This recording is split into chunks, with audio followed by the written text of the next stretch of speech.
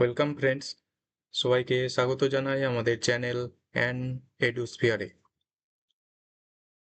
আমরা আপকামিং যে UGC net সেটের এক্সাম, তার কথা মাথায় রেখেই বিগত বছরের যে বিভিন্ন স্টেটের সেট এক্সামগুলো হয়েছে এবং নেটের যে সমস্ত এক্সামগুলো হয়েছে বিগত বছরে, সেই সংক্রান্ত যে PYQ সংক্রান্ত আলোচনা চলছিল, আজও সেরকম একটি ক্লাস নিয়ে চলে এসেছি।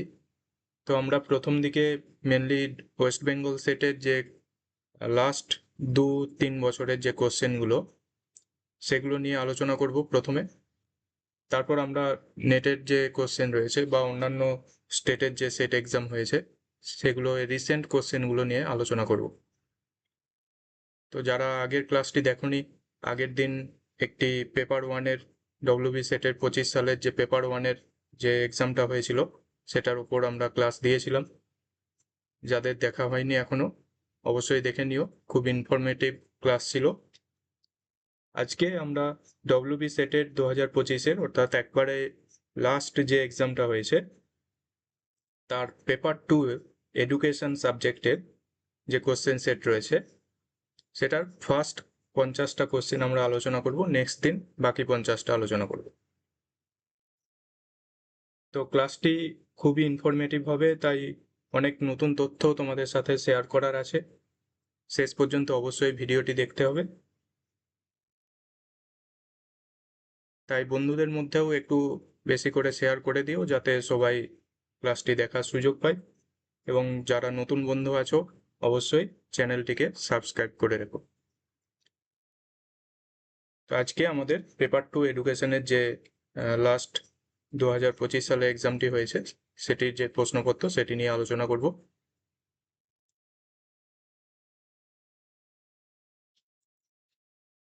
প্রথমেই যে প্রশ্নটি রয়েছে, এখানে প্রথম দিকে মেনলি এডুকেশনাল স্টাডিজ অর্থাৎ ফিলোসফির উপর বেস করে কোশ্চেনগুলো দিয়েছে। এখানে ফার্স্ট কোশ্চেন যেটি রয়েছে, যে আত্মসংযম এবং স্বাধীনতার সহাবস্থানের পরিপ্রেক্ষিতে নিম্নের কোনজন সাংবিধানিক নৈতিকতা বর্ণনা করেছেন?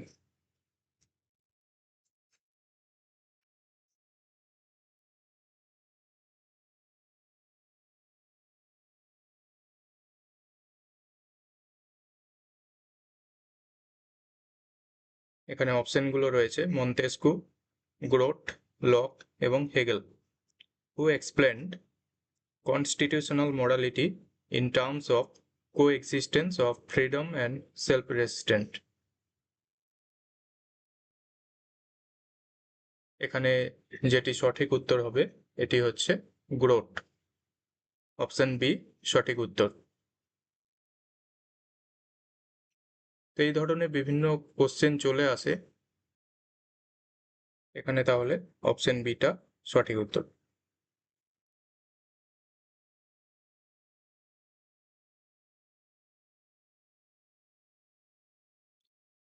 নেক্সট যে প্রশ্নটি রয়েছে, 2 নম্বর কোশ্চেনটি, নিচের কোনটি এমন একটি অবস্থান প্রতিফলিত করে যা একজন শিক্ষকের পক্ষে অস্তিত্ববাদী শিক্ষা হিসাবে গ্রহণ করা কাম্য হলে? অর্থাৎ বলছে, যদি ইংলিশটা দেখি, যে which of the following reflects the stance to be taken by a teacher advocating existentialist education? অর্থাৎ যে এক্সিস্টেন্সিয়ালিজম, যে অস্তিত্ববাদ যে দর্শনটি রয়েছে ওয়েস্টার্ন ফিলোসফির, সেখান থেকেই প্রশ্নটি এসেছে। এখানে যেটি জানতে চেয়েছে, যে একজন শিক্ষকের পক্ষে যদি অস্তিত্ববাদী শিক্ষা দিতে হয়, তাহলে সেই কোন জায়গাটার উপর বেশি করে গুরুত্ব দিতে হবে?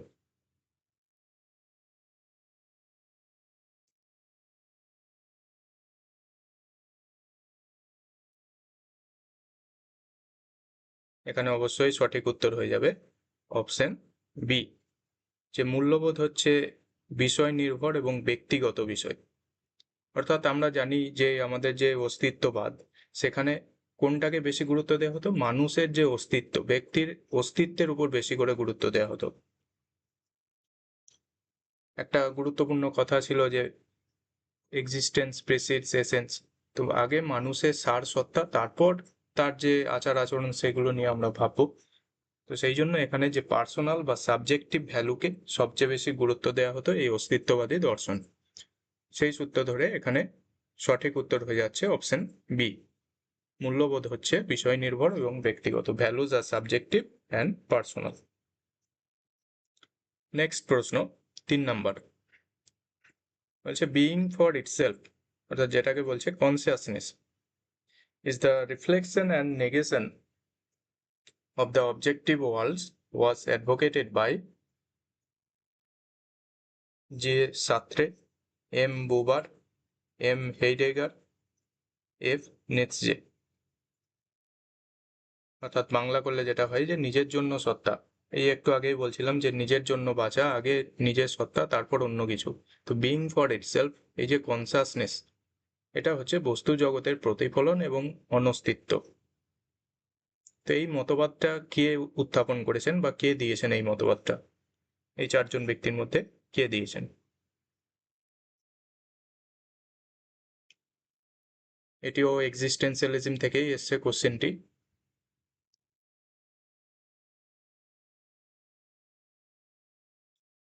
এখানে সঠিক উত্তর হয়ে যাবে অবশ্যই অপশন এ। এই যে সাত্রে বা জিন পল সাত্রে, ইনি এই এক্সিস্টেন্সিয়ালিজমের ক্ষেত্রে এই মতবাদটি দিয়েছেন। তার এই ফেমাস কোটটি অবশ্যই মনে রাখতে হবে যে existence precedes essence, existence precedes essence. এই উক্তিটিও কিন্তু জিন পল সাত্রে বা সাত্রে তিনি দিয়েছেন। তো তোমাদের কাছে আমার একটা কোশ্চেন থাকছে, তোমরা অবশ্যই কমেন্ট বক্সে জানিও যে এই এক্সিস্টেন্সিয়ালিজমের ফাদার কাকে বলা হয় বা অস্তিত্ববাদের জনক কাকে বলা হয়, কমেন্টে জানাবে সবাই। নেক্সট প্রশ্ন,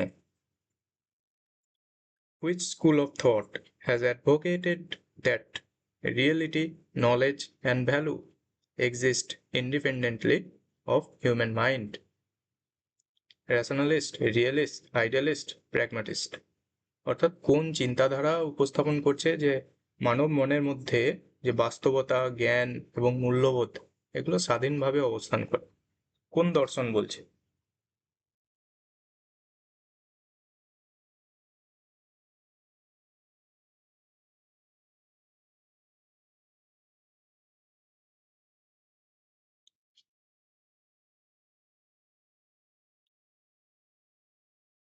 এখানে সঠিক উত্তর হয়ে যাবে অবশ্যই অপশন বি, যে বাস্তববাদী বা রিয়ালিস্ট। এখানে কি ওয়ার্ড দেখে কিন্তু আমাদের অনেক সময় যদি কোনো কোশ্চেন জানা না থাকে সেখানে কি ওয়ার্ড খুঁজতে হয়, তো সেই কি ওয়ার্ড দেখে অনেক সময় কিন্তু আমরা ঠিক উত্তর করতে পারি।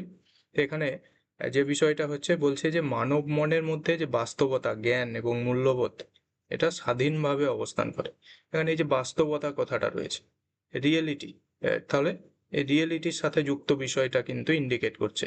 সেই জন্য আমাদের এখানে দেখো এই যে রিয়েলিস্টরা কি বলেন, বাস্তববাদীরা, যে বাস্তব সমস্ত বিষয়গুলোকে গুরুত্ব দিতে হবে, যেগুলো আমাদের বাস্তব জীবনের সাথে রিলেটেড, আমাদের বাস্তব জীবনে যেগুলো প্রাসঙ্গিক সেই বিষয়গুলো আমাদের গুরুত্ব দিতে হবে।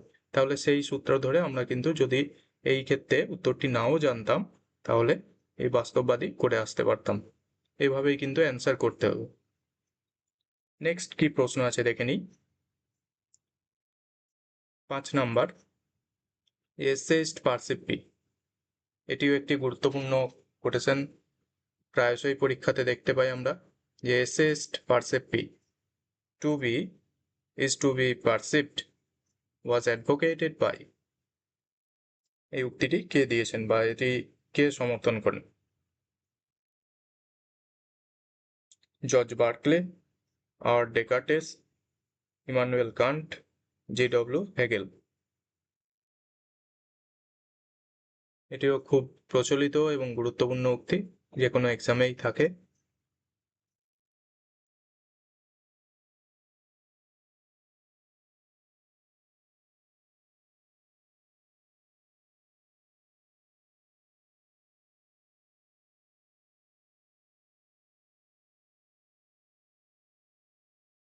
এটি সঠিক উত্তর হয়ে যাবে অবশ্যই অপশন এ, এটি বলেছেন জর্জ বার্কলে।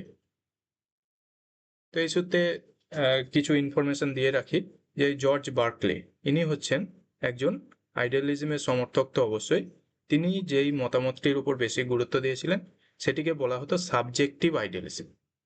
সাবজেক্টিভ আইডিয়ালিজমে তাহলে ফাদার বা সাবজেক্টিভ আইডিয়ালিজমের সমর্থক যদি জানতে চাওয়া হয়, সেক্ষেত্রে কিন্তু অ্যান্সার হয়ে যাবে জর্জ বার্কলে। তো সেখানে যেটি তিনি বলছিলেন যে ব্যক্তিনিষ্ঠ ভাববাদের মূল ভিত্তি বা বেস, এটাকেই তিনি বেশি করে ফোকাস করছেন বা গুরুত্ব দিচ্ছেন। সেখানে মূল কথা হচ্ছে তিনি মনে করতেন যে রিয়েলিটি বা এই যে আমাদের বাস্তবতা, বাস্তব জগৎ, এই রিয়েলিটি মূলত মানসিক বিষয়, অর্থাৎ কোনো বস্তুগত বা কোনো রকম বস্তুর ওপর এই বিষয়টা নির্ভর করে না, এটা সম্পূর্ণ মানসিক। হ্যাঁ, এই বিষয়টাকে গুরুত্ব দিচ্ছেন। তো আমরা জানি ভাববাদে আমাদের যে আত্মা বা মন, এগুলোকে বেশি গুরুত্ব দেওয়া হয়। তো সেই সূত্রে তিনি হচ্ছেন সাবজেক্টিভ আইডিয়ালিজমের একজন সমর্থক, এবং এক্ষেত্রে এই যে এসেইস্ট পারসিপি, এই কথাটিও তিনি বলেছেন বা সমর্থন করেছেন। পরবর্তী প্রশ্ন 6 নম্বর বলছে তৎ তত্ত্বম আসি। তৎ তত্ত্বম আসি,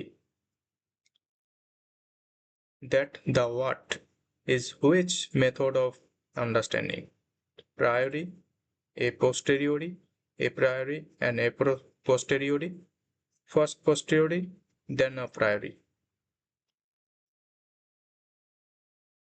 অর্থাৎ এই যে তত্ত্বম অসি, এটি কোন উপলব্ধির পদ্ধতি নির্দেশ করে? এ প্রায়োরি বলতে পূর্বজ যে উপলব্ধি, এ পোস্টেরিয়রি অভিজ্ঞতার পর যে জ্ঞান হয় আমাদের সেটা, এবং নাকি দুটোর মিশ্রণ, আর নাকি প্রথমে পোস্টেরিয়রি তারপর আবার প্রায়োরি, কোনটা হবে?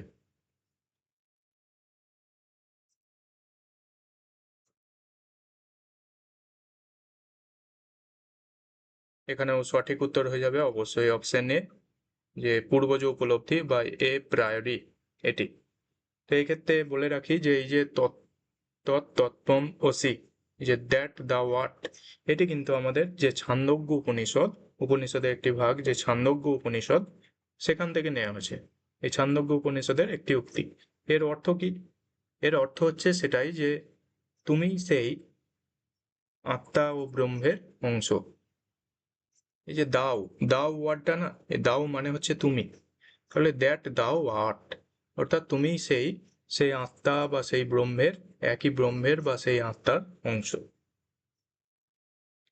তো এখানে যে বিষয়গুলোকে বেশি গুরুত্ব দেওয়া হয়, যে কোনো পরীক্ষামূলক বা যে ইন্দ্রিয় অভিজ্ঞতা সংক্রান্ত যে বিষয়গুলো, সেগুলোর ওপর কিন্তু আমাদের এই অস্তিত্ব নির্ভর করে না, বরং সবকিছু যুক্তি, অন্তর্দৃষ্টি দিয়ে আমরা বিচার করার চেষ্টা করি। এটাই হচ্ছে এ প্রায়োরি বা পূর্ব যে উপলব্ধি, এটা।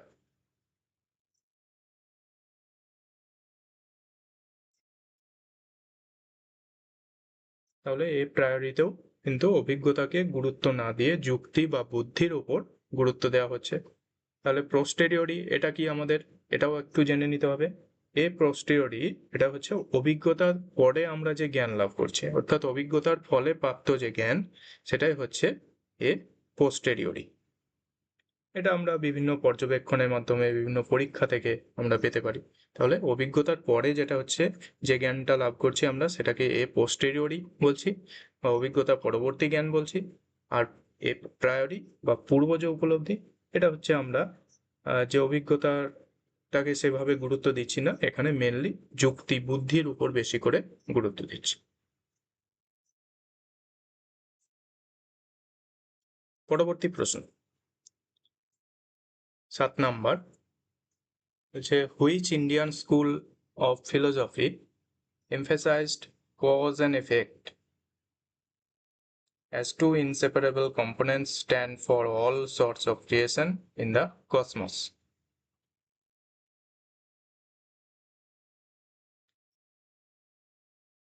অর্থাৎ এই আমাদের কসমস, আমাদের জগতের সৃষ্টির সাথে এই যে কার্যকারণ মতবাদ, এটি যুক্ত আছে। তো এটি কারা বলছে, কোন দর্শন বলছে? বৈশেষিক, সাংখ্য, ন্যায়, জৈন, এই 4টি দর্শনের মধ্যে কারা বলছে?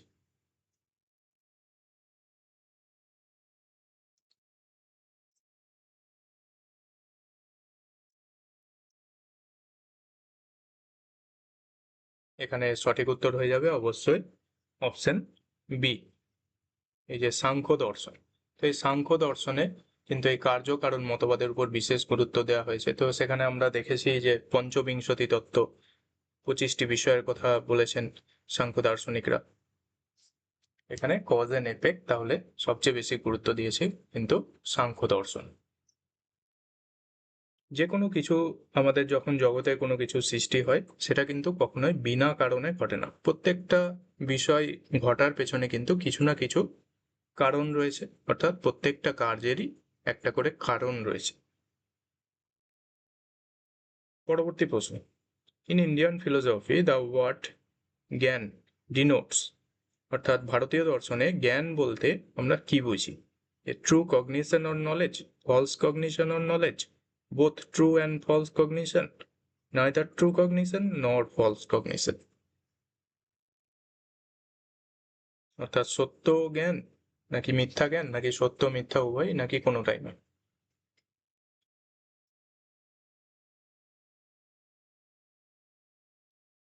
এক্ষেত্রে সঠিক উত্তর হয়ে যাবে অবশ্যই অপশন সি, যে সত্য জ্ঞান এবং মিথ্যা জ্ঞান, both true cognition and false cognition, দুটোই, দু ধরনের জ্ঞানই আমাদের হয়ে থাকে। পরবর্তী প্রশ্ন 9 নম্বর বলছে, who propounded the ideas of no neutral pedagogic voice?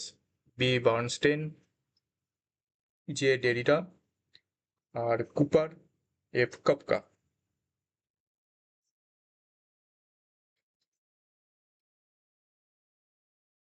নিম্নের কোনজন এই ধারণাটির প্রবক্তা, যে নো নিউট্রাল প্যাডাগজিক ভয়েস?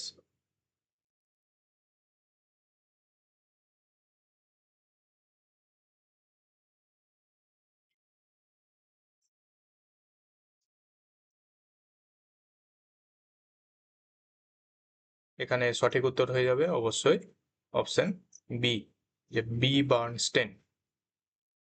তো এনার পুরো নাম হচ্ছে বাসিল বার্নস্টেইন। এখানে যে বিষয়টি রয়েছে যে নো নিউট্রাল প্যাডাগজিক ভয়েস, এটির অর্থ কি? নো নিউট্রাল প্যাডাগজিক ভয়েস মানে হচ্ছে নিরপেক্ষ যে প্যাডাগজিক কণ্ঠস্বর সেটার একটা অভাব, অর্থাৎ যে প্যাডাগজিক্যাল বিষয় সেটার অভাব থাকে। তো এখানে যে বিষয়টা রয়েছে যে আমাদের এই যে টিচিং লার্নিং প্রসেস, সেখানে আমরা কি দেখেছি, আমাদের যদি চাইল্ড সেন্ট্রিক করতে হয়, একটা যে চাইল্ড সাইকোলজি জ্ঞান যেমন থাকা দরকার, একটা প্যাডাগজি মেনে সমস্ত কিছু পরিচালনা করতে হয়। তো সেক্ষেত্রে এখানে তিনি যেটা বলছেন, যে বি বার্নস্টেইন তিনি বলছেন যে শিক্ষাদান প্রক্রিয়া প্রায়শই কি হয় না, একটা মূল্যবোধ নির্ভর বা বস্তুনিষ্ঠ সত্যের পরিবর্তে সেখানে কি হয়, প্রভাবশালী যে সংস্কৃতি থাকে, হ্যাঁ, সেগুলোকেই বেশি করে এই সামাজিক কাঠামো প্রতিফলিত করে। অর্থাৎ মূল্যবোধ নির্ভর বস্তুনিষ্ঠ কিছু সত্যের পরিবর্তে প্রভাবশালী যে সাংস্কৃতিক বিষয়গুলো থাকে বা সামাজিক কাঠামো থাকে, প্রভাবশালী সামাজিক কাঠামো, সেগুলোকেই বেশি করে আমাদের এই শিক্ষা ব্যবস্থা প্রতিফলিত করে। তো এই জায়গা থেকে আমাদের বেরিয়ে আসতে হবে, অর্থাৎ সবাইকে গুরুত্ব দিতে হবে, হ্যাঁ, সমস্ত মানুষকে গুরুত্ব দিতে হবে, সমান সুযোগ দিতে হবে, এটাই হচ্ছে মূল কথা। পরবর্তী প্রশ্ন 10 নম্বর, এখানে একটা ম্যাচিং রয়েছে থিঙ্কার্স এবং কন্ট্রিবিউশন থেকে, Ivan Illich, John Dewey, Paulo Freire, Bertrand Russell. এখানে laboratory school, education and social order, the schooling society, banking concept of education, integral education, কোনটি সঠিক উত্তর হবে?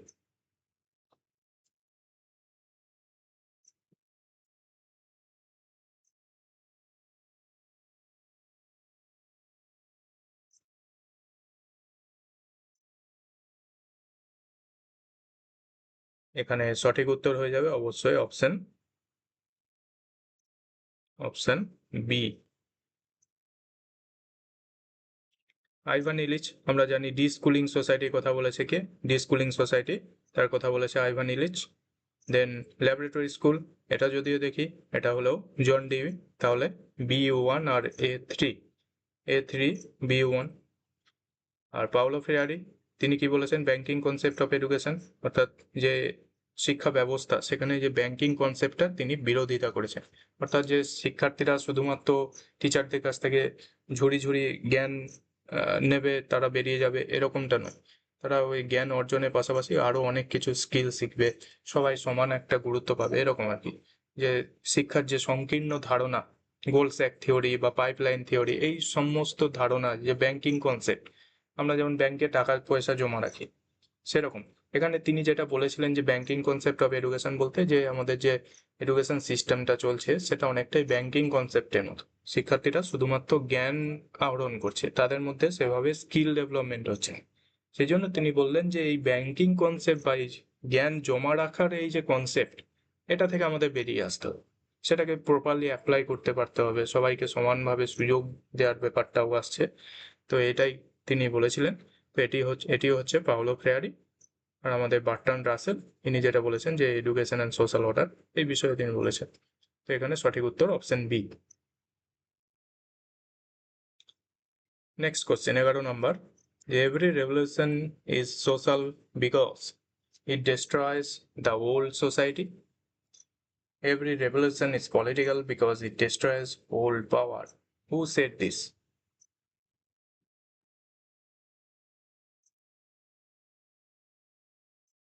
অর্থাৎ কি না, প্রত্যেকটা বিপ্লব বা প্রত্যেকটা রেভলিউশন কি করে, আমাদের সামাজিক কারণেই ঘটে এটা। এবং সেটা কি করে না, একটা সমাজকে ধ্বংস করে, পুরোনো একটা সমাজকে ধ্বংস করে নতুন একটা সমাজের জন্ম দেয়, অর্থাৎ সোশ্যাল চেঞ্জেস নিয়ে আসে। এবং প্রত্যেকটা বিপ্লবী রাজনৈতিক কারণ, এটি পুরোনো ক্ষমতাকে ধ্বংস করে নতুন ক্ষমতার সৃষ্টি করে। এই ধরনের মতবাদ বা এই ধরনের মন্তব্য একমাত্র কে করতে পারেন, এখানে যে অপশনগুলি রয়েছে তার মধ্যে অবশ্যই অপশন সি, যে কার্ল মার্কস কিন্তু এটি বলেছেন। এখানে সঠিক উত্তর হয়ে যাচ্ছে অপশন সি। পরবর্তী প্রশ্ন 12 নম্বর কি বলছে, which among the following was the first state in India in the pre independence time where the compulsory primary education was launched for the first time. অর্থাৎ ভারতবর্ষের মধ্যে প্রথম রাজ্য হিসাবে যে প্রাক স্বাধীনতা সময়কালে প্রথমবার বাধ্যতামূলকভাবে প্রাথমিক শিক্ষার কথা ঘোষণা করে বা প্রাথমিক শিক্ষা চালু করে কোনটি? মাইসোর, বরোদা, কুর্গ, হায়দ্রাবাদ।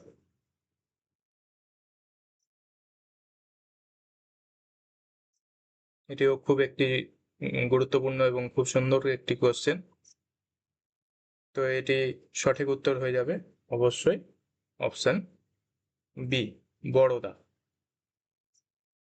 এই বরোদার মহারাজা যিনি ছিলেন তার কিন্তু অনেক অবদান রয়েছে শিক্ষাক্ষেত্রে এবং স্বাধীনতা ক্ষেত্রে, আমরা দেখেছি, বিভিন্ন আলোচনায় পেয়েছি। তো এখানে যেটি বলছে যে নিম্নে কোনটি ভারতবর্ষের মধ্যে প্রথম রাজ্য হিসাবে, যে প্রাক স্বাধীনতা সময়কালে প্রথম রাজ্য হিসাবে প্রথমবার বাধ্যতামূলক প্রাথমিক শিক্ষার কথা বলেছে। অবশ্যই এর আগে অনেক জায়গাতেই প্রাথমিক শিক্ষার উপর গুরুত্ব দেওয়া হয়, কিন্তু সেখানে বাধ্যতামূলক যে প্রাথমিক শিক্ষা সেটা তেমনভাবে গুরুত্ব দেওয়া হয়, এটা প্রথম গুরুত্ব দেওয়া হয় বড়দাতে। এই সূত্রে বলে রাখি যে 1906 সালে বরোদার মহারাজ তৃতীয় সায়াজিরাও গায়কোয়াড়, তিনি এটি চালু করেন। এবং 1893 সালে প্রাথমিকভাবে এই আমরেলি বলে একটি জায়গা রয়েছে, সেই আমরেলির 10টি গ্রামে পরীক্ষামূলকভাবে এটি চালু করা হয়, অর্থাৎ পরীক্ষামূলক প্রয়োগ করা হয় আমরেলি নামক স্থানে 10টি গ্রামে 1893 সালে। তারপর 1906 সালে এটি পুরো এই যে বরোদা রাজ্য, তখনকার প্রাক স্বাধীনতা যুগে বরোদা রাজ্য, সেইখানে এটি বাধ্যতামূলকভাবে চালু করা হয়।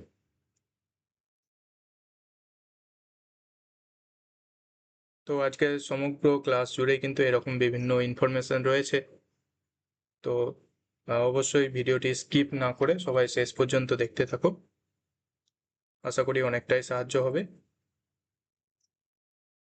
আর যদি ভালো লেগে থাকে অবশ্যই একটা লাইক করে দিও। পরবর্তী প্রশ্নতে চলে যাই। 13 নম্বর যে প্রশ্নটি রয়েছে কি বলছে এখানে, যে শিক্ষা রাজনীতির যে উদারপন্থী দৃষ্টিভঙ্গি, সেটি অনুযায়ী শিক্ষা ব্যবস্থার প্রধান কাজ কি হওয়া উচিত?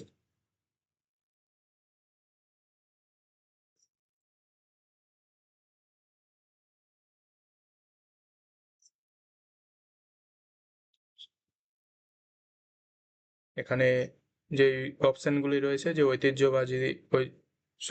ঐতিহ্যবাহী, যে সামাজিক শ্রেণীবিন্যাস সেটা বজায় রাখা, সমালোচনামূলক সচেতনতা এবং প্রতিরোধকে উৎসাহিত করা, সমসুযোগ ব্যক্তিত্বের বিকাশ নিশ্চিত করা, শাসক শ্রেণীর স্বার্থ সেবা করা। এর মধ্যে সবচেয়ে পজিটিভ কোন জায়গাটা যাচ্ছে? আমাদের অপশন সি, এবং এটাই সঠিক উত্তর। সমসুযোগ এবং ব্যক্তিত্বের বিকাশ নিশ্চিত করা, এটাই হচ্ছে আমাদের যে শিক্ষা রাজনীতি তার উদারপন্থী দৃষ্টিভঙ্গির একমাত্র লক্ষ্য হওয়া উচিত। পরবর্তী প্রশ্ন 14 নম্বর বলছে, জটিল পরিস্থিতিতে সিস্টেম অ্যাপ্রোচ প্রয়োগের মূল লাভ কি? অর্থাৎ what is the key benefit of applying the systems approach to complex issues?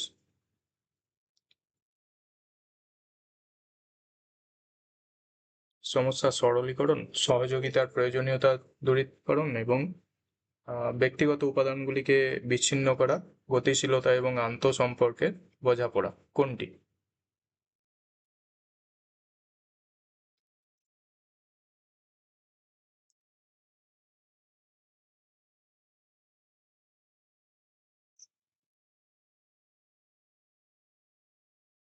এখানে সঠিক উত্তর হয়ে যাবে অবশ্যই 14 নম্বর কোশ্চেনে অপশন ডি, যে গতিশীলতা এবং আন্তঃসম্পর্কের যে বোঝাপড়া, অর্থাৎ একটা আন্ডারস্ট্যান্ডিং থাকবে এবং ইন্টার রিলেশনশিপস অ্যান্ড ডাইনামিক্স। গতিশীল যেমন হবে, আমাদের সমাজ যেহেতু গতিশীল, তাহলে সমস্ত কিছুই কিন্তু গতিশীল হওয়া উচিত এবং পরস্পরের মধ্যে একটা ইন্টার রিলেশন থাকবে, এই বিষয়টায় গুরুত্ব দিচ্ছি। পরবর্তী যে প্রশ্নটি রয়েছে, যে নিম্নলিখিত কোন রাজ্যগুলিতে প্রথম শিক্ষা বিভাগ প্রতিষ্ঠিত হয়েছিল এবং ডাইরেক্টর অফ পাবলিক ইনস্ট্রাকশনের নেতৃত্বে পরিচালিত হয় সেগুলি? এটা একটি খুব সুন্দর কোশ্চেন।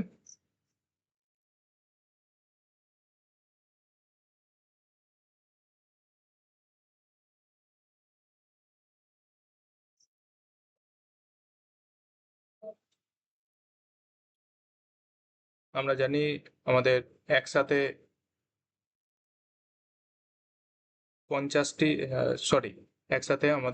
5টি শিক্ষা বিভাগ প্রতিষ্ঠিত হয়েছিল, এবং সেগুলি কোন কোন জায়গাতে? এগুলো হচ্ছে বাংলা, বোম্বাই, মাদ্রাজ, উত্তরপ্রদেশ এবং পাঞ্জাব।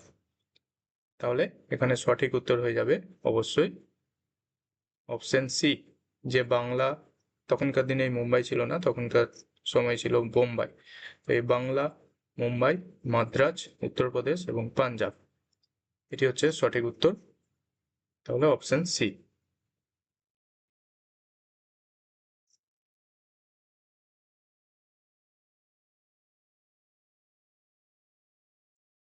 পরবর্তী প্রশ্ন, The General Council of Education in India was primarily formed to undertake the following task. অর্থাৎ যে general council of education in India, এই যে সংস্থাটি, এটি যে কর্মপ্রক্রিয়ার উদ্দেশ্যে প্রাথমিকভাবে গঠিত হয় সেটি কি? যে উডের ডেসপ্যাচ 1854 পুনর্বীক্ষণ ও মূল্যায়নের উদ্দেশ্যে, নাকি ভারতীয় শিক্ষা ব্যবস্থার যে সার্বিক কাঠামো পুনর্বীক্ষণ তার উদ্দেশ্যে, সার্জেন্ট রিপোর্ট 1944-এর সুপারিশ সমালোচনা এবং সেটা পরীক্ষণ করার উদ্দেশ্যে, নাকি অপশন ডি যেটা রয়েছে যে হান্টার কমিশন তার যে সুপারিশগুলো এবং যে বিশ্লেষণ সেটার উদ্দেশ্যে? কোনটি সঠিক উত্তর হবে?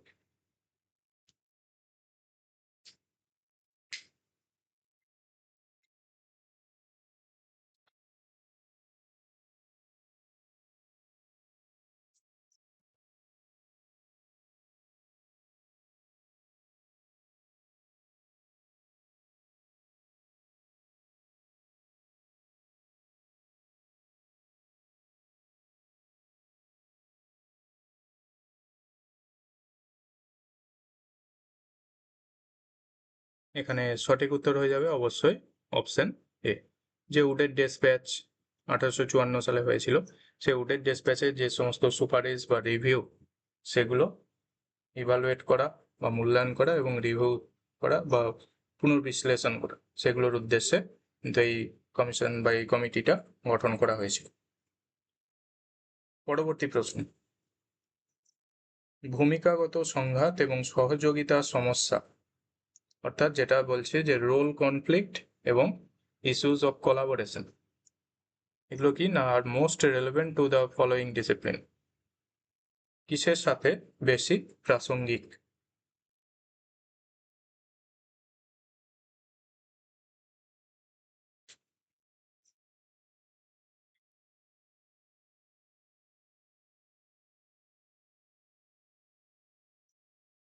এখানে সঠিক উত্তর হয়ে যাবে অবশ্যই অপশন ডি, যে শিক্ষামূলক সমাজবিদ্যা বা এডুকেশনাল সোসিওলজি।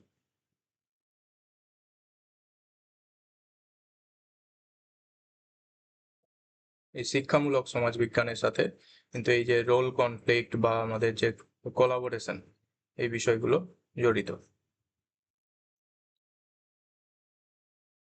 পরবর্তী প্রশ্ন, the direct benefits of education generally be grouped as, অর্থাৎ শিক্ষার যে প্রত্যক্ষ লাভ সেটি নিম্নের যেটির সাথে গোষ্ঠীবদ্ধ করা যায় বা একসাথে করা যায় সেটি কোনটি? এই যে চারটি অপশন রয়েছে এখানে, প্রত্যক্ষ ফেরত বা আর্থিক বিকল্প প্রত্যাবর্তন ও বিনা অর্থমূলক প্রত্যাবর্তন, অর্থাৎ যে direct Returns, financial option Returns and non monetary Returns, এগুলোর সাথে কোনটা হবে?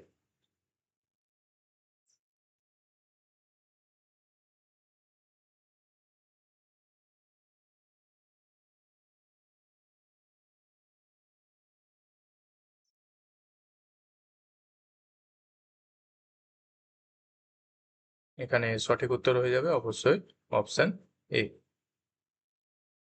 অর্থাৎ যে ডাইরেক্ট রিটার্নস, ফিনান্সিয়াল যে অপশন রিটার্নস এগুলো এবং নন মনিটারি রিটার্নস, যে লাভজনক এবং লাভহীন যেগুলো, তার সাথে সাথে যে ডাইরেক্ট রিটার্নস যেগুলো আছে সেগুলোর সাথে প্রত্যক্ষ লাভ যে ডাইরেক্ট বেনিফিটস এগুলো যুক্ত।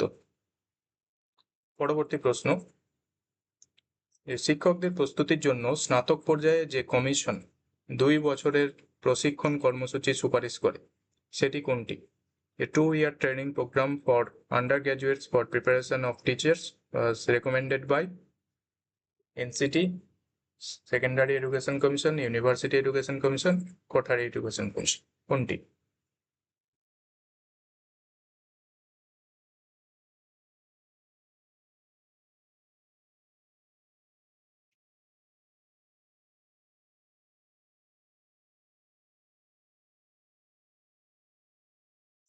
এখানে সঠিক উত্তর হয়ে যাবে অবশ্যই অপশন বি, যে মাধ্যমিক শিক্ষা কমিশন। আমরা সবাই জানি যে মোদালিয়ার কমিশন বা মাধ্যমিক শিক্ষা কমিশন, সেখানে এই শিক্ষক প্রশিক্ষণের ক্ষেত্রে দুটি স্তরে কথা বলা হয়েছিল, স্নাতক স্তর যারা পাস করবে তাদের জন্য একরকম, আর স্নাতকের নিচে যারা আছে তারা যখন টিচার ট্রেনিং কোর্সে আসবে তাদের জন্য একরকম, অর্থাৎ সেখানে 2 বছরের যে ট্রেনিং প্রোগ্রাম ছিল এবং সেটি দুটি ভাগে বিভক্ত ছিল, 2 রকম ভাগে। তো সেই বিষয়টি রয়েছে, তো এটি বলেছিল প্রথম হচ্ছে আমাদের মাধ্যমিক শিক্ষা কমিশন। পরবর্তী প্রশ্ন, the sergeant report was officially titled as, the sergeant report সরকারিভাবে যে শিরোনামে রয়েছে সেটি কোনটি? কোন শিরোনামে সার্জেন্ট রিপোর্ট প্রকাশিত হয়েছিল? Educational development in India, national development in India, post war educational development in India, post war educational development in British territory of India. এই ধরনের কোশ্চেনগুলো কিন্তু এই বাংলা যে টাইটেল বা বাংলা ভাষায় যেগুলো থাকে সেগুলো দেখলে কিন্তু বুঝতে পারা যাবে না, সেই জন্য আমাদের ইংলিশটারও সাহায্য নিতে হবে।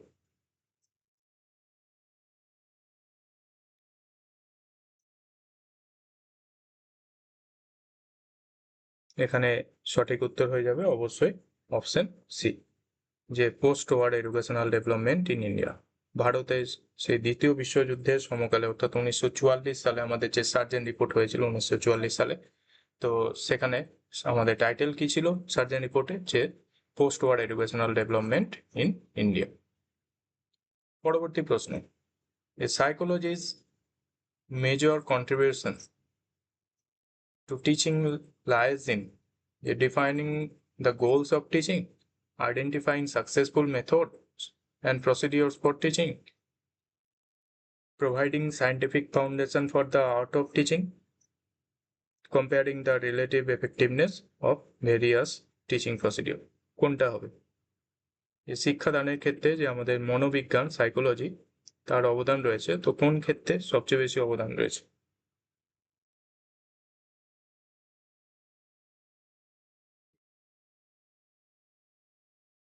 এখানে সঠিক উত্তর হয়ে যাবে অবশ্যই অপশন সি, যে providing scientific foundation for the art of teaching, অর্থাৎ অপশন সি, যে শিখন কৌশল তার জন্য যে বৈজ্ঞানিক ভিত্তি সেটা আমাদের আগে দেখতে হবে বা সেই জায়গাটা আগে সুনিশ্চিত করতে হবে। এক্ষেত্রে আমাদের অবশ্যই মনোবিজ্ঞানের জ্ঞান প্রয়োজন।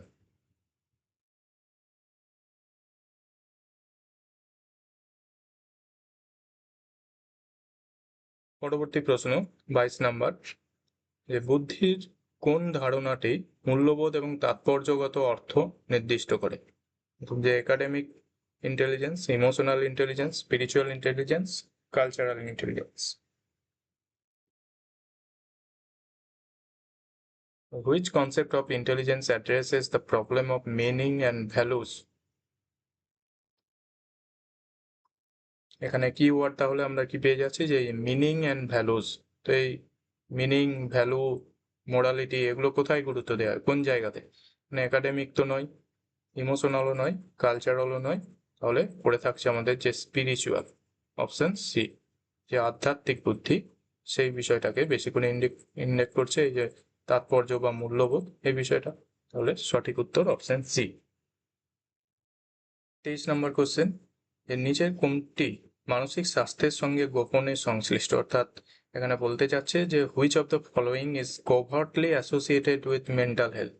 মেন্টাল হেলথের সাথে মানে অন্তর্নিহিতভাবে কোনটি রিলেটেড সেটা জানতে যাচ্ছে, যে উদ্বেগের অভাব, যে absence of anxiety, keeping one's desire in abeyance, resource for gratifying needs, ability to defer gratification of needs. তো চাহিদা যে তৃপ্তি সেটা স্থগিত করার ক্ষমতা, চাহিদা পূরণের জন্য সম্পদ, নিজের ইচ্ছাগুলো স্থগিত রাখা বা উদ্বেগের অভাব, কোনটির সাথে বেশি রিলেটেড?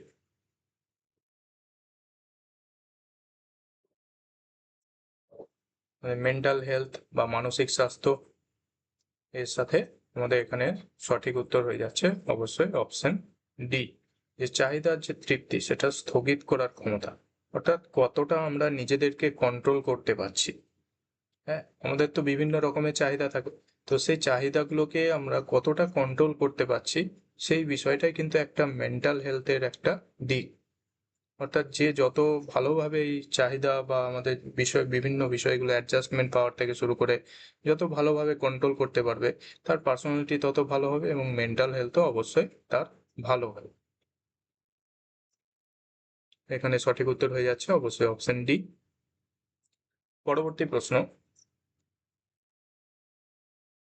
যে নিম্নের কোন শিখন তত্ত্বটি থর্নডাইকের কার্যফলের যে সূত্রের সঙ্গে নিবিড়ভাবে সম্পর্কযুক্ত? অর্থাৎ যে থর্নডাইকের ল অফ এফেক্ট যে সূত্র, থর্নডাইকের তত্ত্বের, শিখন তত্ত্বের, তো সেটার সাথে অন্য কোন থিওরির সাদৃশ্য রয়েছে?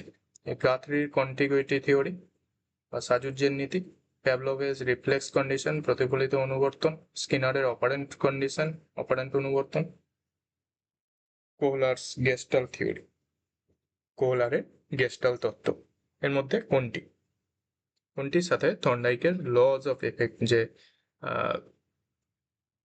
ফলাফলের সূত্র বা ফল লাভের সূত্র বলা হয় যেটাকে লজ অফ এফেক্ট, সেটার সাথে সাদৃশ্য কার বা কোন তত্ত্বের রয়েছে?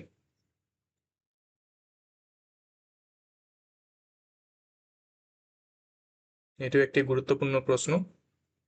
তো এখানে সঠিক উত্তর হয়ে যাবে অবশ্যই অপশন সি, যে স্কিনারের যে অপারেন্ট অনুবর্তন সেটির সাথে কিন্তু এই ল অফ এফেক্ট এটির সাদৃশ্য রয়েছে।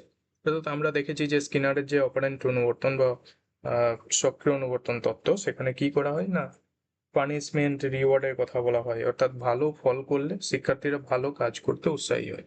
আর তাকে যদি কোনো একটা ভালো কাজ করেছে কোনো একটা শিক্ষার্থী, তাকে যদি আমরা পুরস্কার দিই, সে আরো সেই কাজটা বা পরবর্তীতে আরো কাজ করতে উৎসাহিত হবে। তাহলে তার একটা ভালো রেজাল্ট আসলে, ফলাফলটা যদি ভালো হয়, সে অটোমেটিক উৎসাহী হয় বা সে নিজে থেকেই মোটিভেট হয়। এই বিষয়টাই ল অফ এফেক্ট। আর যদি ফল লাভ ভালো না হয়, তাহলে কিন্তু তার মধ্যে ওই উৎসাহজন পাবে না বা মোটিভেশন পাওয়ার আসবে না। এই জন্যই যে স্কিনারের অপারেন্ট অনুবর্তন এটার সাথে থর্নডাইকের লজ অফ ইফেক্ট এটার মিল রয়েছে। পরবর্তী প্রশ্ন, modernisation means shifting two western mode of life, following the current fashion and modes of living, disassociation with traditions and traditional mode of living, the process of adaptation in terms of current needs and lifestyle. অর্থাৎ modernisation বা আধুনিকীকরণ বলতে কি বোঝায়, এখানে যে অপশনগুলো রয়েছে তার মধ্যে কোনটা হবে?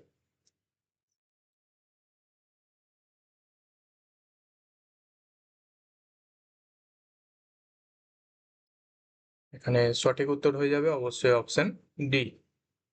বলছে বর্তমান যে চাহিদা এবং জীবনধারা তার প্রেক্ষাপটে অভিযোজনের প্রক্রিয়া, অর্থাৎ the process of adaptation in terms of current needs and lifestyle. বর্তমান জীবন বা চাহিদার প্রেক্ষিতে সমস্ত কিছু অভিযোজন করা, এটাই হচ্ছে মডার্নাইজেশন। তো সেই অর্থে যদি এই যে পশ্চিমী জীবনযাত্রা সেটা ধরা হয়, তাহলে ওয়েস্টার্নাইজেশন হচ্ছে এই অপশন এ এর সাথে কিন্তু ওয়েস্টার্নাইজেশন যাচ্ছে, যে পশ্চিমী কালচার সেগুলো আমরা অনুকরণ করার চেষ্টা করি, সেগুলো হচ্ছে ওয়েস্টার্নাইজেশন। পরবর্তী প্রশ্ন 26, যে একটি যোগ্যতা অভিজ্ঞায় নিম্নের যেটি থাকা আবশ্যক, অর্থাৎ একটা অ্যাপটিটিউড টেস্টে এসেন্সিয়ালি কোন বিষয়টা থাকা দরকার? Content validity, predictive validity, concurrent validity, construct validity, এর মধ্যে কোনটি?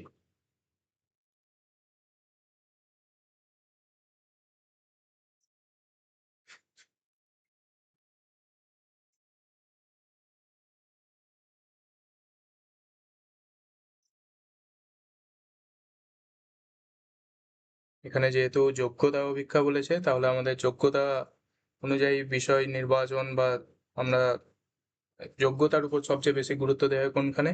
এটা হচ্ছে সঠিক উত্তর হবে অবশ্যই অপশন বি, যে অনুমেয় যথার্থতা। মানে হচ্ছে কি না, প্রেডিক্টিভ ভ্যালিডিটি, যেখানে আমরা প্রিডিকশন করতে পারি আমাদের যেমন যোগ্যতা রয়েছে আমরা সেই রকম ফলাফল পাবো বা কাজ পাবো। তাহলে একটা প্রেডিকশন করতে পারছে যে আমার যদি যোগ্যতা ভালো হয় পরবর্তীতে আমি ভালো কিছু পাবো, সুযোগ পাবো অনেক, সেই বিষয়টা। তাহলে প্রেডিক্টিভ ভ্যালিডিটি হচ্ছে আমাদের ফলাফল, যোগ্যতা অনুযায়ী ফলাফল বা প্রেডিকশন। সেটা কন্টেন্ট ভ্যালিডিটি কি? কন্টেন্ট ভ্যালিডিটি হচ্ছে যে টেস্ট আইটেমগুলো থাকে কোনো একটা টেস্টের যখন ভ্যালিডিটি চেক করা হয়, তো সেখানে কন্টেন্ট ভ্যালিডিটি প্রসেসে কি করা না, যে সমস্ত টেস্ট আইটেমগুলো থাকে সেখানে কোনো বিষয়ের যখন সব ধরনের বা সম্পূর্ণ বিষয়ের পরিধিটাকে আমরা বিশ্লেষণ করি, বা সেই সম্পূর্ণ বিষয়টাকে কতটা ওই টেস্ট আইটেমগুলো প্রতিনিধিত্ব করতে পারছে বা কতটা ম্যাচ করছে, ঠিক আছে, কতটা সুন্দরভাবে ওই টেস্ট আইটেমগুলো পুরো সমগ্র বিষয়টাকে যাচাই করতে পারছে, সেইভাবে যে ভ্যালিডিটির প্রসেসটা চলে সেটা হচ্ছে কন্টেন্ট ভ্যালিডিটি। অর্থাৎ সমস্ত বিষয়ের উপর, কন্টেন্টের উপর যে ভ্যালিডিটিটা নির্ণয় করা হচ্ছে সেটা হচ্ছে কন্টেন্ট ভ্যালিডিটি, এবং এখানে যে সমস্ত টেস্ট আইটেমগুলো থাকে সেগুলোর মাধ্যমে বিচার করা হবে। নেক্সট হচ্ছে কনকারেন্ট ভ্যালিডিটি। কনকারেন্ট কি না, একটি নতুন যখন অভিজ্ঞতা আমরা বা কোনো একটা টেস্ট আমরা তৈরি করি, তখন সেখানে তার সাথে প্রচলিত যে টেস্টটি রয়েছে আগের, সেটির সাথে কতটা সামঞ্জস্যপূর্ণ হচ্ছে। অর্থাৎ একটা পুরনো টেস্টের সাথে একটা নতুন টেস্ট যখন তৈরি করা হচ্ছে, তো ওই দুটোর মধ্যে যখন আমরা অ্যানালিসিস করছি তার সাথে ওই দুটো একে অপরের সাথে কতটা সামঞ্জস্যপূর্ণ, সেই জায়গাটা যখন দেখা হয়, সে ধরনের ভ্যালিডিটি হচ্ছে কনকারেন্ট ভ্যালিডিটি, অর্থাৎ সহ অবস্থানমূলক বাংলা করলে, বা সমসাময়িক। নেক্সট হচ্ছে কনস্ট্রাক্ট ভ্যালিডিটি, এই গঠনমূলক যথার্থতা। এটা কি রকম? এটা হচ্ছে একটা পরীক্ষা কতটা ভালোভাবে তার যে তাত্ত্বিক ধারণা, যে থিওরিটিক্যাল কনসেপ্ট, সেটাকে বাস্তবে পরিমাপ করতে পারছে বা বাস্তবে রূপান্তর করতে পারছে, সেটা যখন মাপা হচ্ছে সেটাই হচ্ছে construct validity.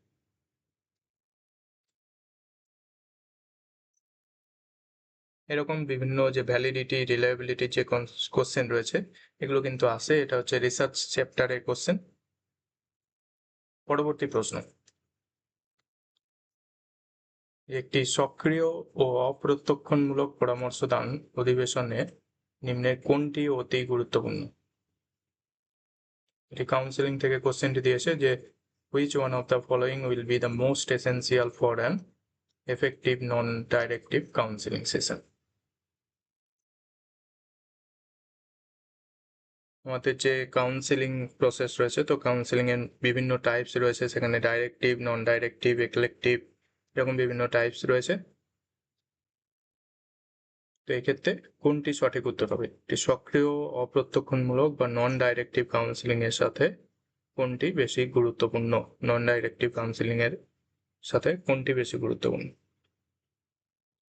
The training of the counselor, establishing a rapport, expertise in using test, conversational fluency. এখানে সঠিক উত্তর হয়ে যাবে অবশ্যই অপশন বি, যে মক্কেলের সাথে সম্পর্ক স্থাপন, অর্থাৎ যে ক্লায়েন্ট থাকে তার সাথে যে একটা র্যাপো বিল্ডিং করা, সম্পর্ক স্থাপন বা উভয়ের মধ্যে একটা পরিচিত হওয়া, এই বিষয়টা এটা আগে দরকার।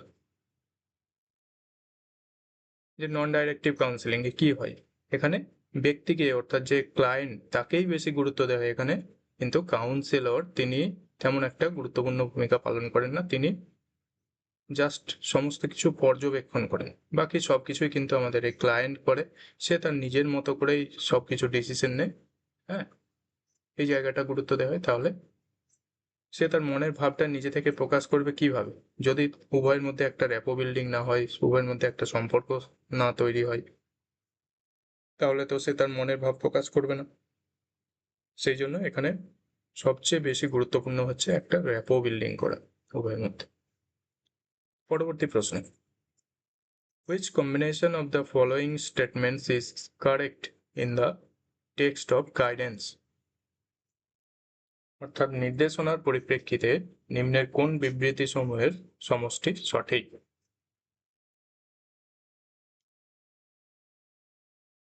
যে মাল্টিপল অপশন রয়েছে এর মধ্যে কোনটি হবে?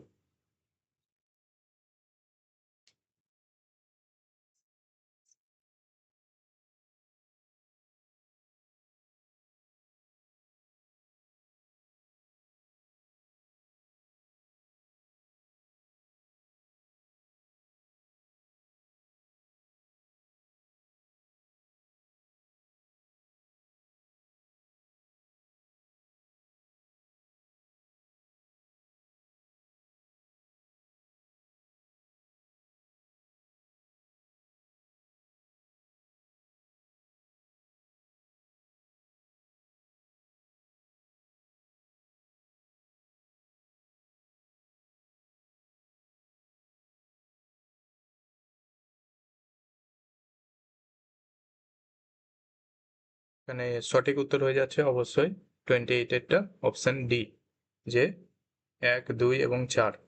অর্থাৎ আমাদের এখানে কি রয়েছে, প্রথম হচ্ছে guidance is a personal help, অর্থাৎ যে নির্দেশনা সেটা ব্যক্তিগত সহায়তা প্রদান করে, যার দরকার তাকেই দেওয়া হয়, সবাইকে দেওয়ার দরকার নেই বা সবাইকে দেওয়া হয় না, সেই জন্য এটা একটা ব্যক্তিগত বিষয়। নেক্সট, নির্দেশনা আত্মনিয়ন্ত্রণে নির্দিষ্ট করে, অর্থাৎ এটা একটা সেলফ রেগুলেশনকে লিডস করে, এটাও একটা গুরুত্বপূর্ণ বিষয়। আর যেটা, যে guidance considers individual differences as a basic starting point, অর্থাৎ সব ক্ষেত্রেই কিন্তু এই যে ইন্ডিভিজুয়াল ডিফারেন্স বা ব্যক্তি, একটা নির্দিষ্ট ব্যক্তিকে গুরুত্ব দেওয়া হয় বা যার দরকার তাকেই গুরুত্ব দেওয়া হয়। এবং এখানে ব্যক্তি স্বাতন্ত্র্যতার যে বিষয়টা, অর্থাৎ সব ব্যক্তি যে সমান নয় সেটা তো আমরা জানি, প্রত্যেকের মধ্যে আলাদা আলাদা বৈশিষ্ট্য থাকে, তাহলে সেই যে ব্যক্তি স্বাতন্ত্র্যতা সেই জায়গাটাকেও গুরুত্ব দেয় বা সেটা বিচার বিবেচনা করেই কিন্তু বিভিন্ন বিষয় বা যে সিদ্ধান্ত নেওয়া হয় যে সমস্ত, সেগুলো করা হয়। তাহলে এখানে সঠিক উত্তর অপশন ডি, 1, 2 এবং 4।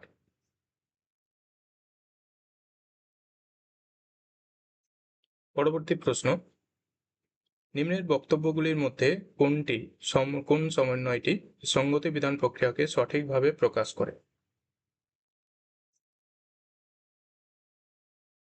সঙ্গতি বিধান দ্বিমাত্রিক প্রক্রিয়া, ব্যক্তির মানসিক স্বাস্থ্য তার সঙ্গতি বিধানকে নির্দিষ্ট করে, প্রদত্ত পরিবেশে একজনের চাহিদা পূরণের মধ্য দিয়ে সঙ্গতি বিধান নির্ধারিত হয়, দ্বন্দ্ব উত্তেজনা সঙ্গতি বিধান প্রক্রিয়ার অংশ, সঙ্গতি বিধান হচ্ছে জীবনের লক্ষ্য।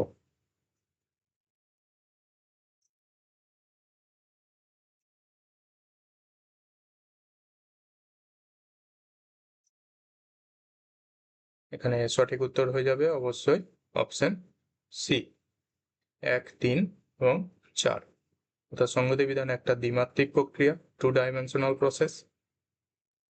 প্রদত্ত যে পরিবেশ সেটার সাথে একজনের যে চাহিদা পূরণ সেটা কতটা নিড স্যাটিসফাই হচ্ছে সেটাও আমাদের দেখতে হয়, সেটাই তো সংগতি বিধান। আর যে দ্বন্দ্ব, উত্তেজনা, এগুলো সংগতি বিধান প্রক্রিয়ার একটা করে অংশ। কনফ্লিক্টস, টেনশনস, এগুলো তো থাকেই সংগতি বিধানের ক্ষেত্রে। তো এই যে সংগতি বিধান হচ্ছে জীবনের লক্ষ্যে, এটাও হওয়ার চান্স ছিল, কিন্তু এখানে যেটা বিষয় হচ্ছে সংগতি বিধান জীবনের লক্ষ্য নয়, এটা জীবনের একটা অংশ। অংশ বলা যায়, পার্ট বলা যায়, কিন্তু গোল নয়। পরবর্তী প্রশ্ন, শিশুদের মধ্যে সৃজনশীলতা প্রতিপালনে নিম্নের কোন দৃষ্টিভঙ্গিটি সবচেয়ে বেশি গুরুত্বপূর্ণ?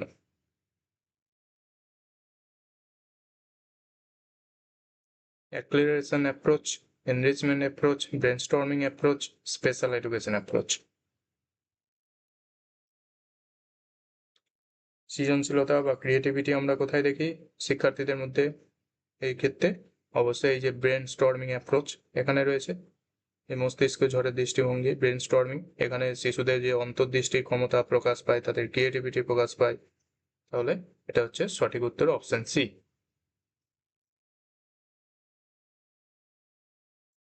পরবর্তী প্রশ্ন, which of the following is the title of the national curriculum framework for teacher education 2009? নিম্নে কোনটি 2009 সালে যে শিক্ষক শিক্ষার জাতীয় পাঠ্যক্রম ফ্রেমওয়ার্ক হয়েছিল সেটির শিরোনাম কোনটি?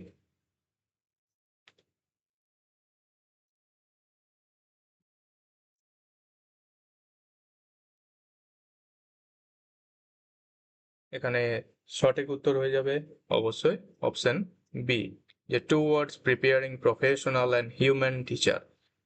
এই কোশ্চেনটা বারবার আসে, এই যে হিউম্যান ওয়ার্ডটা, এটাই হচ্ছে মেন কিওয়ার্ড। যে 2009 সালে যে কারিকুলাম ফ্রেমওয়ার্ক হয়েছিল টিচার এডুকেশনের ক্ষেত্রে, সেখানে কিন্তু এই হিউম্যান ওয়ার্ডটাই ছিল, এটাই হচ্ছে মেন ওয়ার্ড। এটার উপরই বেশি গুরুত্ব দেওয়া হয়, যে মানবিক দৃষ্টিভঙ্গি, সেই বিষয়টাকে বেশি গুরুত্ব দেওয়া হয়। অন্য কোনো ফ্রেমওয়ার্কে কিন্তু এই ওয়ার্ডটা কিন্তু ছিল না।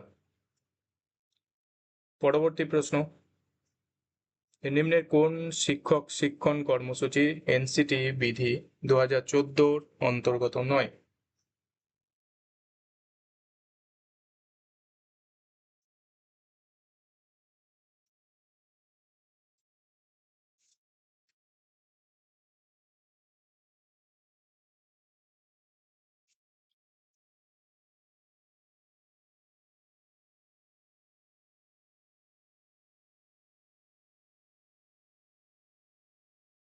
আমরা দেখেছি যে বর্তমানে বিএড এর যে রেগুলেশন, সেটাই এনসিটি যে 2014 সালের যে রেগুলেশন, সেটি মেনেই চলছে। তো এখানে সঠিক উত্তর হয়ে যাবে অবশ্যই অপশন সি। যে বিশেষ শিক্ষার যে স্নাতক ডিগ্রি, এটি কিন্তু এই এনসিটির মধ্যে পড়ে না, এনসিটি রেগুলেশনের মধ্যে পড়ে না, এটি আরসিআই এর মধ্যে পড়ে। রিহ্যাবিলিটেশন কাউন্সিল অফ ইন্ডিয়া, যে আরসিআই, যে স্পেশাল এডুকেশন সংক্রান্ত বিষয়গুলো দেখে, এটি তার অন্তর্ভুক্ত, এটি এনসিটির মধ্যে নয়, বা এনসিটি 2014 অন্তর্গত নয়। পরবর্তী প্রশ্ন, নিম্নের কোনটি বর্তমান যে এমএড পাঠ্যক্রম তার অংশ? Foundation course, pedagogic course, text book courses, self development course.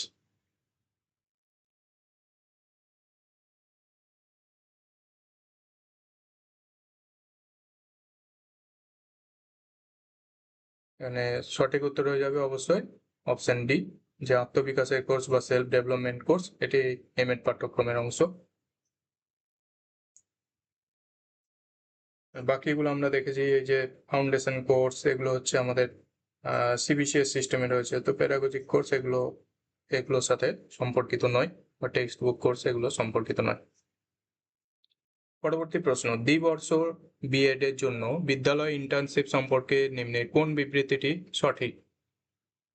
একটানা 20 সপ্তাহের জন্য বিদ্যালয় ইন্টার্নশিপ, নাকি 4 সপ্তাহের জন্য, 12 সপ্তাহের জন্য, 18 সপ্তাহের জন্য, কোনটি?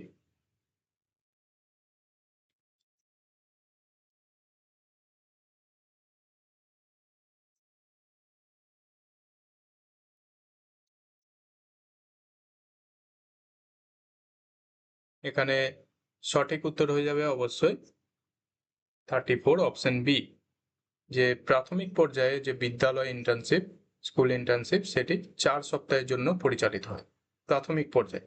তো পরবর্তী ক্ষেত্রে যদি দরকার হয় সেখানে আবার পরিচালনা করা যায়। তো এখানে প্রাথমিকভাবে বা প্রাথমিক পর্যায়ে 4 সপ্তাহের জন্য ইন্টার্নশিপ চালু করার বিষয়টির উপর গুরুত্ব দেওয়া আছে। নেক্সট, আমাদের দেশে যে আইটিইপি এই প্রোগ্রামের সূচনার প্রারম্ভে নিম্নের কোন প্রতিষ্ঠানে 4 বছরের সমন্বয়িত বিএসসি বিএড এবং বিএ বিএড কর্মসূচি পরিচালিত হয়েছে? অর্থাৎ এই যে ITEP integrated teacher education programme, এক্ষেত্রে যে বিএসসি বিএড এবং বিএ বিএড এই কর্মসূচি পরিচালিত হয়েছে কোথায় বা কোন ইনস্টিটিউটে প্রথম এটি চালু করা হয়? RI Mysore, central institute of education Delhi, national institute of education Pune, centre for advance studies in education Baroda, কোথায়?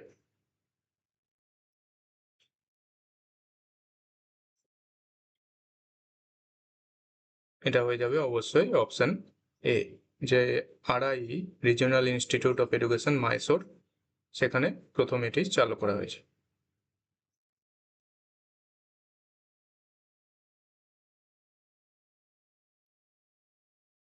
পরবর্তী প্রশ্ন,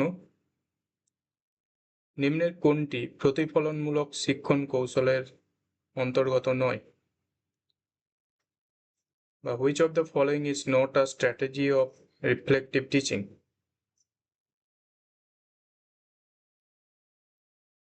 যে keeping personal journal, taking feedback from students, attending in service programmes, conducting action research.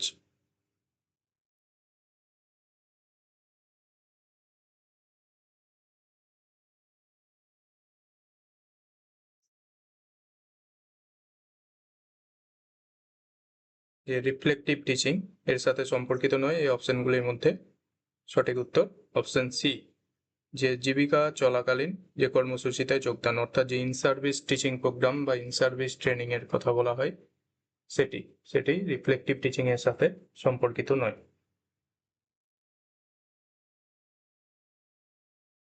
পরবর্তী প্রশ্ন, এখানে অ্যাসার্টশন রিজনের একটি কোশ্চেন রয়েছে। অ্যাসার্টশনে যেটি আছে যে আচরণবাদীরা বিশ্বাস করেন শিক্ষকের ভূমিকা হচ্ছে অপ্রত্যক্ষ শিক্ষণ দান করা, অর্থাৎ behaviorist believes that the role of teacher is to give indirect teaching। অন্যদিকে রিজন হিসাবে যেটা দিয়েছে যে behaviorist gives active role for students in the learning process, অর্থাৎ শিক্ষণ প্রক্রিয়া আচরণবাদীরা শিক্ষার্থীদের জন্য সক্রিয় ভূমিকা প্রদান করে।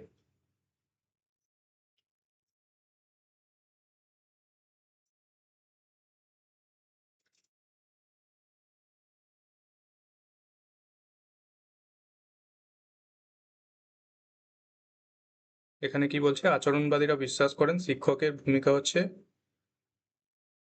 অপ্রত্যক্ষ শিক্ষণ দান করে, ইনডাইরেক্ট টিচিং প্রদান করে। এটা তো নয়, এটা ভুল, ডাইরেক্ট টিচিং এর এটা হবে।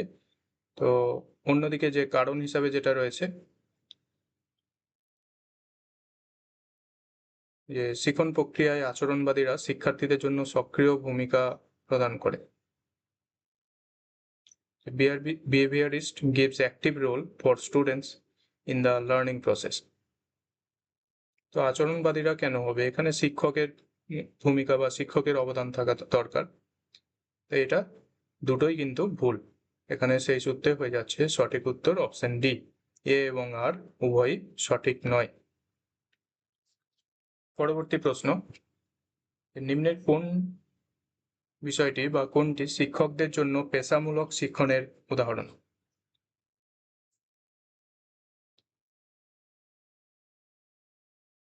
Preparing lesson notes, attending regular meeting, observing classes of senior teachers, taking students to field trips।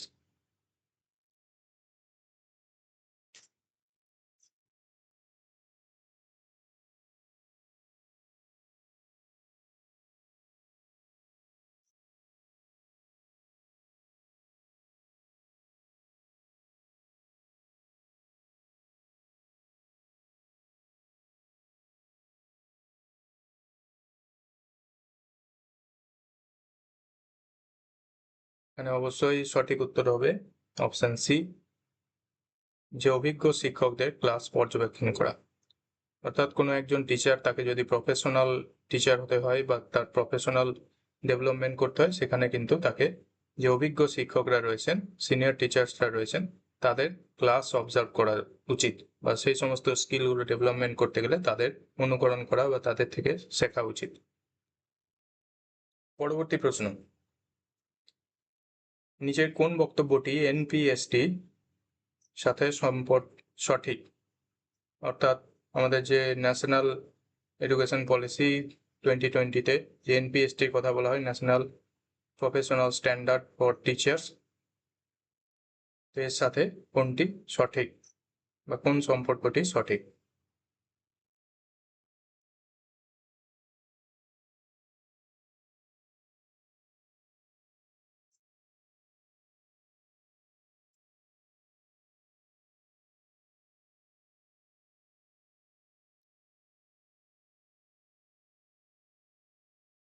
এখানে সঠিক উত্তর হয়ে যাবে অবশ্যই অপশন বি, 2 এবং 4। অর্থাৎ যে এনপিএসটি, সেটা শিক্ষকদের জন্য প্রয়োজনীয় জ্ঞান ও দক্ষতার রূপরেখা প্রদান করে, অর্থাৎ একটা স্ট্যান্ডার্ড ঠিক করে। এবং এনপিএসটির আরও একটা লক্ষ্য হচ্ছে উন্নত মানের যে শিক্ষণ এবং শিখন, সেটা নিশ্চিত করা। এই দুটো, 2 এবং 4। পরবর্তী প্রশ্ন, আমাদের দেশে পিএমওএসটি জীবিকা চলাকালীন কর্মসূচি কোন সময়কালে পরিচালিত হয়েছে? অর্থাৎ what is the duration between which the PMOST in service programme was conducted in our country?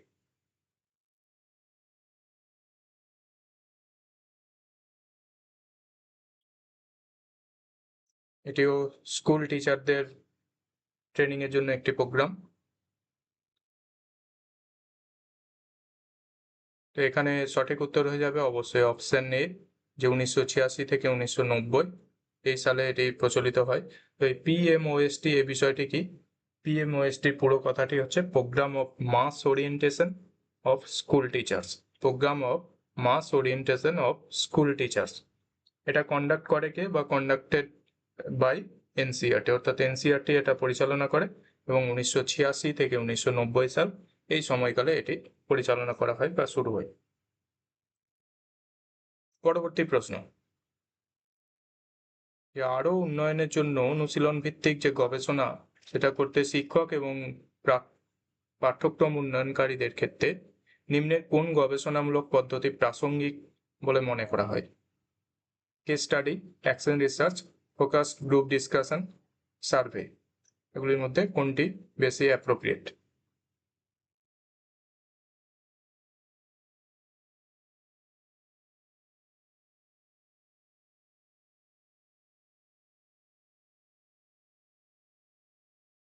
এখানে অবশ্যই সঠিক উত্তর হয়ে যাবে অপশন বি, যে কার্যক্রমমূলক গবেষণা বা যেটাকে অ্যাকশন রিসার্চ বলা হয়, আমরা লোকালি এটা করে থাকি, এবং খুব তাড়াতাড়ি আমাদের ফল লাভ করতে বা রেজাল্ট পাওয়ার জন্য কিন্তু অ্যাকশন রিসার্চ করতে হয়।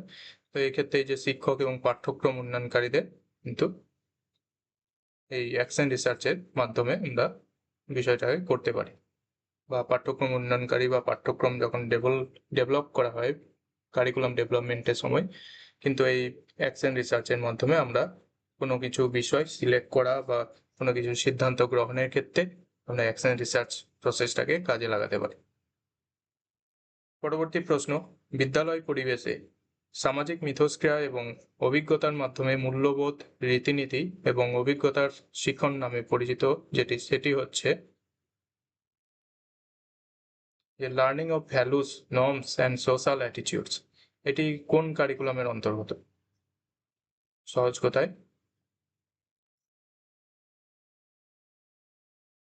এই ধরনের যে মূল্যবোধ, রীতিনীতি সংক্রান্ত যে শিক্ষাদানের যে বিষয়গুলো বা যে বিষয়গুলো আমরা শিখি, সেগুলো কোন কারিকুলামের অন্তর্গত? এটি অবশ্যই হয়ে যাবে হিডেন কারিকুলাম, অপশন সি।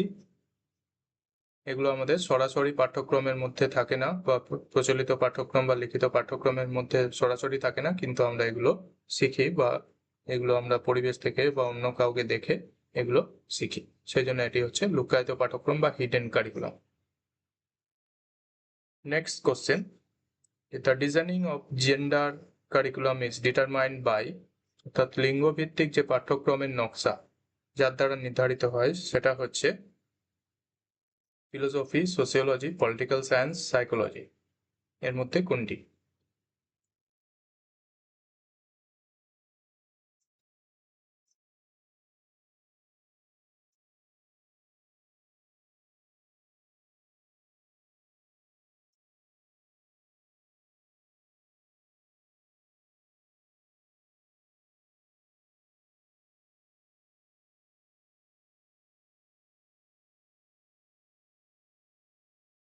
এখানে সঠিক উত্তর হয়ে যাবে অবশ্যই অপশন বি, যে সমাজবিদ্যা। সেটি জেন্ডার কারিকুলাম, জেন্ডার সংক্রান্ত বিষয়, এগুলো হচ্ছে আমাদের সমাজের সাথে রিলেটেড, তাহলে এই সোশিওলজি বা সমাজবিদ্যার সাথে এই বিষয়টা যুক্ত। পরবর্তী প্রশ্ন, যে পাঠ্যক্রমের বিকাশের যে স্তরগুলি সেগুলো সারিবদ্ধভাবে সাজাতে বলেছে, অর্থাৎ arrange the following steps of curriculum development in sequence. Curriculum ডেভেলপমেন্টের যে স্টেজগুলো সেগুলো অ্যারেঞ্জ করতে বলেছে। Evaluation, assessment of educational needs, selection and organization of content, selection, organization of learning experience, formulation of objectives.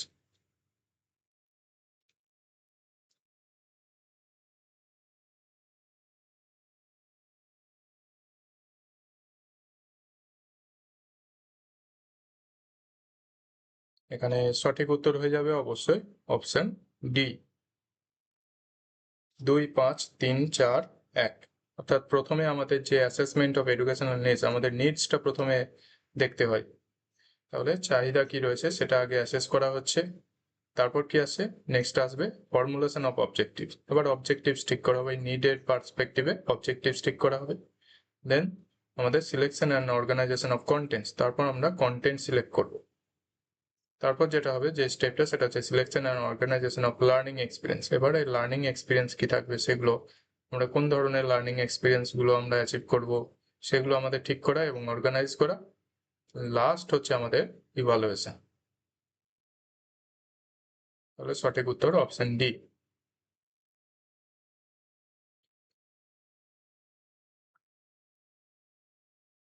পরবর্তী প্রশ্ন, নিম্নের কোনটি পাঠ্যক্রম পরিকল্পনায় শিক্ষার্থীদের বিভিন্ন শেখার ধরন, গতিবেগ ও পছন্দ পূরণ করে? কোন ধরনের model? Individual needs model, social function model, competency based model, subject matter based model? Which of the following meets the different learning styles, paces and preferences of the learners?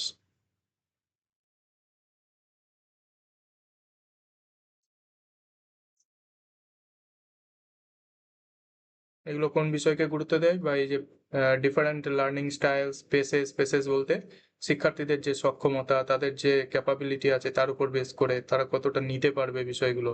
Preferences, তাদের চাহিদা, নিডস, এগুলো গুরুত্ব দেয়। Learning স্টাইলগুলো গুরুত্ব দেয়। তাহলে এটা হচ্ছে ইন্ডিভিজুয়াল নিডসকে গুরুত্ব দিচ্ছে, অর্থাৎ ব্যক্তির চাহিদার মডেল, ব্যক্তিতান্ত্রিক মডেল বা ব্যক্তির চাহিদা মডেল, এটার উপর বেশি গুরুত্ব দেয়, এটাতে এই সংক্রান্ত বিষয়গুলো গুরুত্ব পায়।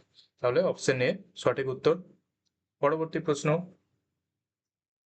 নিচের কোনটি পাঠ্যক্রম উন্নয়নের নীতি নয় বা কারিকুলাম ডেভেলপমেন্টের প্রিন্সিপালস নয়, কোনটি?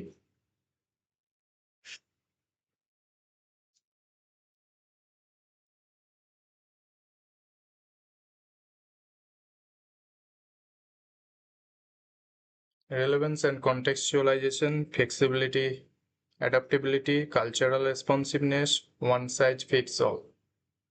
অর্থাৎ সবার জন্য একই রকম সমাধান, কোনটি হবে?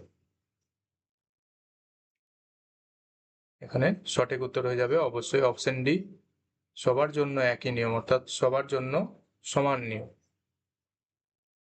এটি কিন্তু নয়, যেহেতু নয় বলেছে, কোনটি নয়, উন্নয়নের নীতি নয়, এটি হওয়া একদমই উচিত নয়। সবার জন্য সমান তো নয়, কারণ আমরা একটু আগে দেখলাম যে ইন্ডিভিজুয়াল ডিফারেন্সের এই মডেলটার ক্ষেত্রে আমরা দেখতে পেলাম যে প্রত্যেকটা ব্যক্তির যে ইন্ডিভিজুয়াল ডিফারেন্স রয়েছে সেটার উপর আমাদের গুরুত্ব দিতে হবে। তাহলে সবার জন্য যদি একই রকম নিয়ম আমরা চালু করি, তাহলে সবাইকে তো সমানভাবে গুরুত্ব দেওয়া হলো না। যে একটু স্লো লার্নার বা যার একটু স্পেসিফিক কোনো জায়গা তাকে বেশি করে গুরুত্ব দিতে হবে, তার সেই জায়গাটা ডেভেলপমেন্ট দরকার, তার জন্য আলাদা আলাদা বিষয় রাখতে হবে।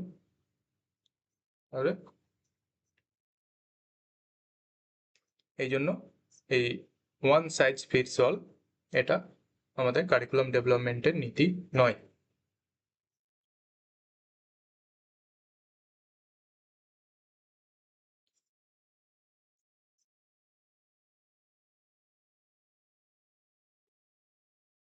নেক্সট কোশ্চেন, যে পাঠ্যক্রম মূল্যায়নের যে গোল ফ্রি মডেল, এটা স্পেলিং মিস্টেক আছে, গোল ফ্রি হবে, গোল ফ্রি মডেল, এটা কে উদ্ভাবন করেছে?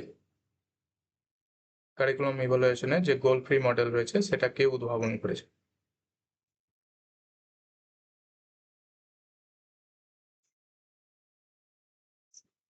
এটা সঠিক উত্তর হয়ে যাবে অবশ্যই অপশন সি, যে মাইকেল স্ক্রিভেন, তিনি প্রথমে গোল ফ্রি মডেলের কথা বলেন। পরবর্তী প্রশ্ন, যে নিম্নের কোনটি চেতনার উচ্চস্তর স্তরের বিবেচনাকে গুরুত্ব দেয়? অর্থাৎ কি বলছে না, which of the following emphasis the treatment of higher domains of consciousness? উচ্চ স্তরের চেতনাকে বেশি করে গুরুত্ব দেয় কোনটি?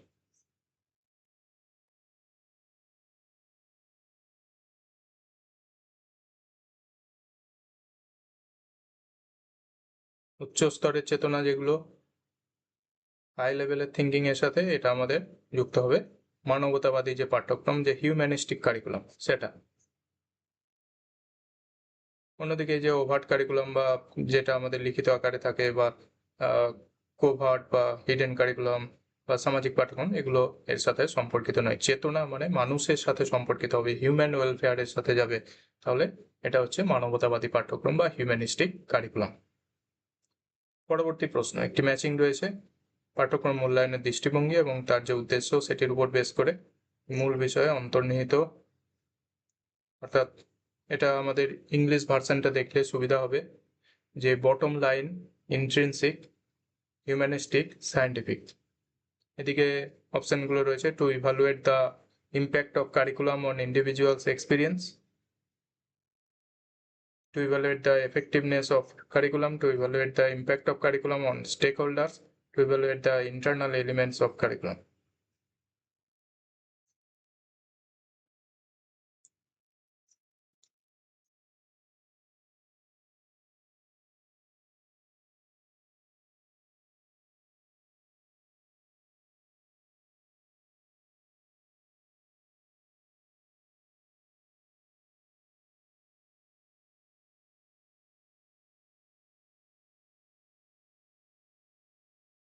প্রথমে যেটি বলেছে যে to evaluate the impact of curriculum on individuals experience, individual এক্সপিরিয়েন্সের উপর গুরুত্ব দেয় কোন জায়গাটা? আমাদের অপশন সি, হিউম্যানিস্টিকে বললাম একটু আগে, আগের কোশ্চেনে এটা ছিল, তাহলে ইন্ডিভিজুয়াল এক্সপিরিয়েন্সকে গুরুত্ব দিচ্ছে অপশন সি। তাহলে সি ওয়ান যদি দেখি, এখানে আমাদের রয়েছে অপশন বি এবং অপশন ডিতে, আর বাকি অপশন বি, এখানে ডিটাও যেহেতু একই আছে, এটা আমরা ছেড়ে দেবো, আমরা এলিমিনেট পদ্ধতিতে যাব। নেক্সট যেটা আছে এ আর বি এর মধ্যে আমাদের দেখতে হবে 3 আর 4, বলছে to evaluate the impact of curriculum stakeholder, এটা কারা গুরুত্ব দেয়? এটা স্টেক হোল্ডারের সাথে যুক্ত, এটা হচ্ছে আমাদের অপশন এ এর সাথে যাবে, তাহলে এর সাথে 3 আর 4 যেটা রয়েছে, যে to evaluate the internal elements of curriculum, কারিকুলামের যে ইন্টারনাল এলিমেন্টস সেগুলোকে ইভালুয়েট করা হয় কোথায়? এটা হচ্ছে ইন্ট্রিনসিক, অন্তর্নিহিত, ইন্ট্রিনসিক, তাহলে ইন্টারনাল এলিমেন্টস ইন্ট্রিনসিক, এইভাবে আমাদের রিলেট করতে হবে। তাহলে A3, B4, C1, আর পরে থাকলো D2 হবে, evaluate the effectiveness of curriculum, D2, তাহলে এটা সঠিক উত্তর হয়ে যাচ্ছে অবশ্যই অপশন বি, 3, 4, 1, 2, অপশন বি সঠিক উত্তর। পরবর্তী প্রশ্ন এবং আজকে আমাদের লাস্ট কোশ্চেন, যে what is meant by curriculum, কারিকুলামের অর্থ কি? The content to be taught, the mode of transaction of contents, the course learning outcomes, the totality of educational experiences. Curriculum বলতে কি বোঝায়?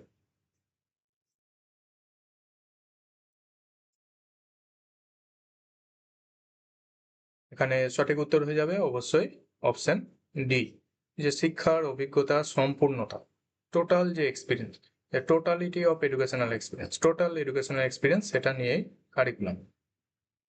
তো এই ছিল আমাদের আজকে 50টি কোশ্চেন। যদি ভিডিওটি ভালো লেগে থাকে অবশ্যই একটা লাইক করতে ভুলবে না এবং বন্ধুদের মধ্যে অবশ্যই একবার শেয়ার করে দিও। আমরা পরবর্তী ক্লাসে আরও বাকি যে 50টি কোশ্চেন রয়েছে সেগুলো নিয়ে আলোচনা করব। যারা নতুন আছো অবশ্যই চ্যানেলটিকে সাবস্ক্রাইব করে নিও যাতে গুরুত্বপূর্ণ ভিডিওগুলি তোমাদের কাছে সহজে পৌঁছে যায়। তো ধন্যবাদ আজকে।